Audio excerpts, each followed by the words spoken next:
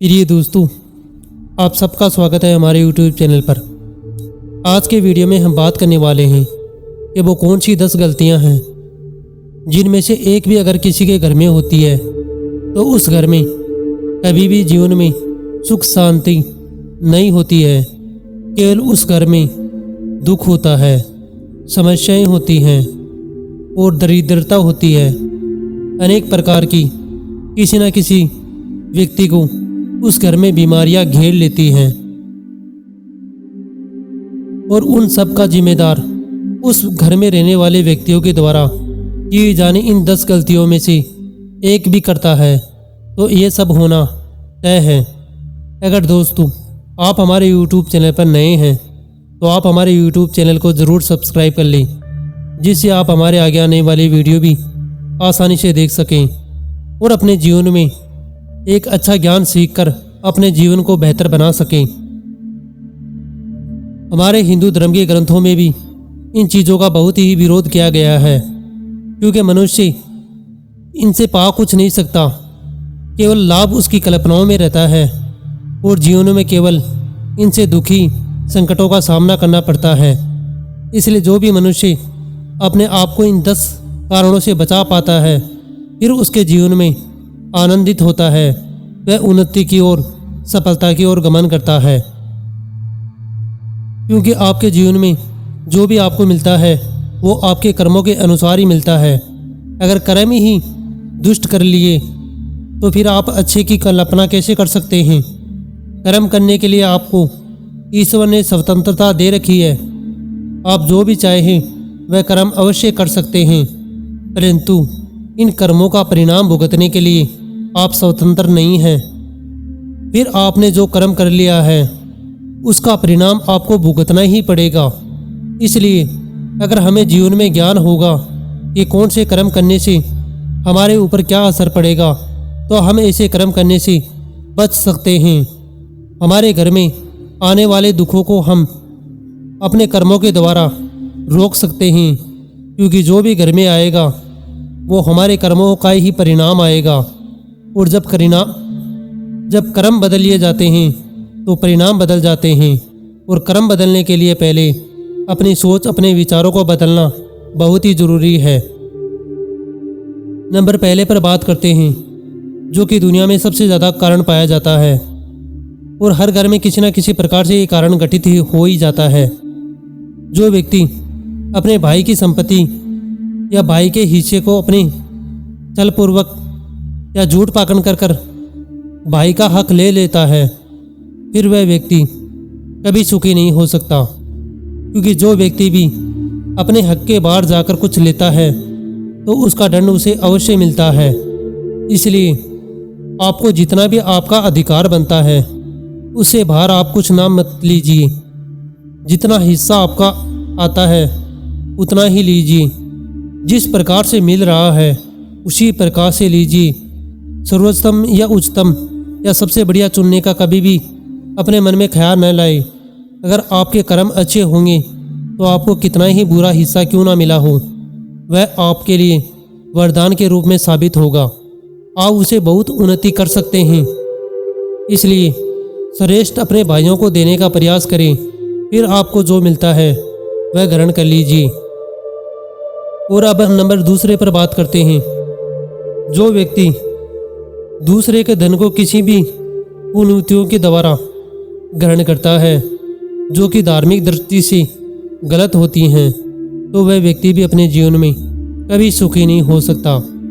अगर ऐसी गलती कर लेने पर जितना भी धन उसने कुनीतियों के द्वारा हासिल किया है, प्राप्त किया है, अब वह धन उसे सुख तनिक भी नहीं देगा। उसके जीवन में वह धन केवल उसे दुख देख कर ही उस घर से बाहर निकल चले जाएगा। इसीलिए आप देखते होंगे कि कुछ घरों में धन की बहुत हानि होती है, परंतु उस धन से किसी भी प्रकार का सुख नहीं मिलता, केवल दुख ही मिलता है। बहुत से घर ऐसे होते हैं जहाँ पर धन खर्च होने पर आनंद और सुख मिलता है, परंतु बहुत से कुछ घरों का धन केवल दुख और में भी चला जाता है। इसलिए कभी भी दूसरे के धन को किसी भी प्रकार से हासिल करने का प्रयास ना करें। सिर्फ अपने कर्मों के द्वारा अर्जित करने पर विश्वास करिए। आप अपने कर्मों के द्वारा कई गुना धन अधिक कमा सकते हैं। और नंबर तीसरे पर बात करते हैं। जो व्यक्ति दूसरों के काम में बाधा उत्पन्न करता है वह व्यक्ति भी अपने जीवन में कभी सुखी नहीं रह सकता। इस जीवन में हर व्यक्ति के जीवन में अनेक समस्याएं होती हैं।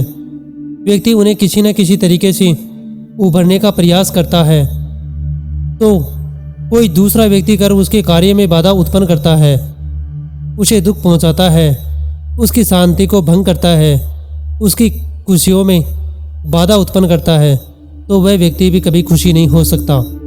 इसलिए दूसरे के कार्य में जितना ही इन्वॉल्व हो, जितना अगला आपको शामिल करना चाहता है, ज़्यादा बाधा उत्पन्न ना करें।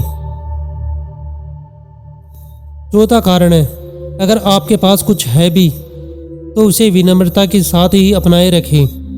किसी भी चीज़ का होना आप में अहंकार का रूप कदापि ना ले, क्योंकि जब भी आप अहंकार का रूप लेते हैं उसी क्षण आप अपने विनाश का आरंभ कर देते हैं। इसलिए आपके पास जो भी है उसका सम्मान करिए और लोगों को से कभी भी अहंकार के रूप में मत देखिए। कभी लोगों को ये एहसास मत दिलाइए कि हम तुमसे बेहतर हैं और तुमसे अच्छा जीवन जीते हैं। ऐसा कदापि ना करें, क्योंकि ऐसा करने से आप लोगों के दिलों में घाव उत्पन्न कर देते हैं और उन्हीं घावों से निकली बद्दुआ तुम्हारे स्वयं के जीवन को तबाह कर देती है। इसलिए जब भी बचना हो तो ऐसे चीज़ों से बचिए। लोगों से मिलिए केवल प्रेम पूर्वक व्यवहार के साथ। अहंकार को अपने नष्ट कर दीजिए। और नंबर 5वां कारण है, जो व्यक्ति आवश्यकता से ज़्यादा अत्यधिक असत्य बोलता है वह व्यक्ति भी अपने जीवन में कभी सुखी नहीं हो सकता, क्योंकि ऐसा व्यक्ति असत्य बोलकर बहुत से लोगों के मन को आहत कर देता है और इन असत्यों का परिणाम उसे बहुत ही बुरा मिलता है। इसलिए हो सके तो जितना असत्य बोलने से बचिए। असत्य बोलने से आपको कुछ मिल भी गया है तो फिर वह उसे आप अपने पास ज़्यादा दिन तक स्थायी नहीं रख सकते। जो भी अपनाओ अपने जीवन में सच्चाई के साथ अपनाओ, जो कि आपको आनंद और आपको सुखद होगा, परंतु झूठ पाखंड कदापि ना करें। ऐसे करने से आप बच नहीं सकते। कर्म आपको दंड अवश्य देगा, इसलिए ऐसे कार्य कदापि ना करें। और नंबर 6 कारण है, कभी भी अपनी बहन बेटियों से लाभ अर्जित ना करें, क्योंकि शास्त्रों में कन्या रत्न बताया गया है। ये किसी आपके घर में किसी और की अमानत ईश्वर देता है, तो इसे आप ईश्वर के दिए गए उपहार की तरह ही सम्मान करें और पालन पोषण करें,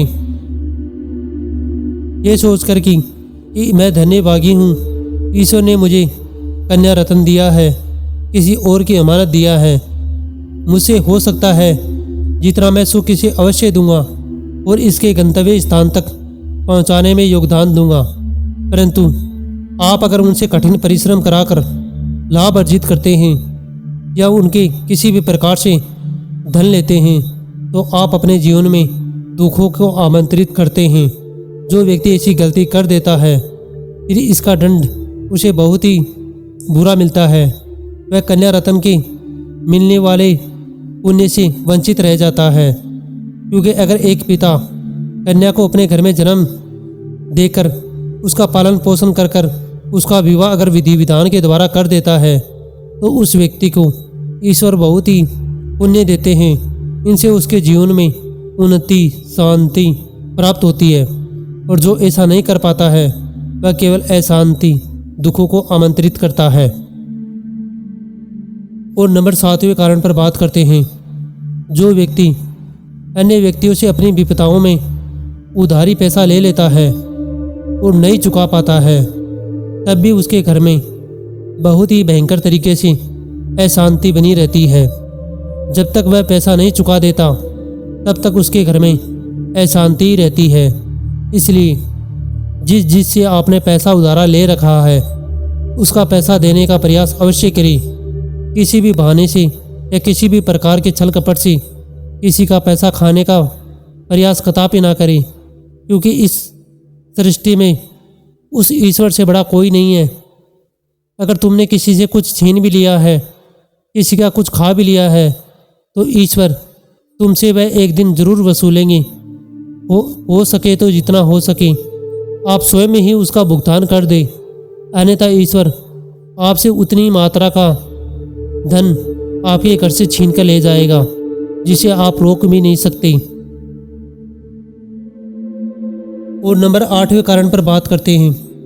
जो व्यक्ति दूसरों का बार बार अपमान करता है, वह व्यक्ति भी अपने जीवन में अपने विनाश का आरंभ करता है। शास्त्रों में कहा गया है कि आप विनम्र बने रहिए, लोगों के साथ प्रेमपूर्वक व्यवहार कीजिए, परंतु किसी भी परिस्थिति में लोगों का अपमान ना करें। अपमान वह जहर है जिस व्यक्ति को आप दे देते हैं, फिर वह व्यक्ति जीवन भर इसकी कड़वाहट कदापि नहीं भूल पाता है और उसके मन में केवल आपके प्रति हीन भावना ही बनी रहती है। वह कितना भी प्रयास कर ले, आपके द्वारा किया गया अपमान कदापि नहीं भूलता है और वह हमेशा आपके प्रति उस अपमान के प्रति एक भावना बनाता है जो कि आपके जीवन में बहुत ही बुरी तरीके से आपको कष्ट पहुंचाती है।